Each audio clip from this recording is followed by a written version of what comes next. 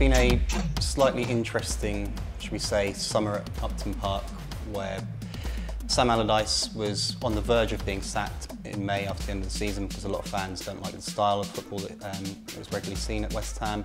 It's very one-dimensional at times, and there was booing even after a victory last season. But with Allardyce, you also know that there's not much chance that you're going to go down, and West Ham are in a different position to a lot of the teams around them because they're moving into the Olympic Stadium in 2 years' time. The accusations against him, of course, is that he only knows one way how to play. That's pretty much get it forward to the big man. Unfortunately, the big man is injured for the next 3 or 4 months. The good news is that they've managed to sign Enner Valencia, so unlike last season when they didn't have a striker, they do have a striker this time, a guy who scored 3 goals for Ecuador at the World Cup. There's been a lot of sniping back and forth between Allardyce and the board at times.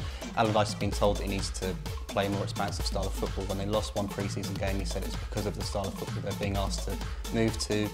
David Sullivan has been in the press giving mixed messages over whether or not they want to keep Ravel Morrison. He says they do, and said that the manager doesn't seem to want him. Allardyce has since come out and said they do want him as a future. So it's all been a little bit chaotic and very typical of West Ham. They don't seem to do things professionally.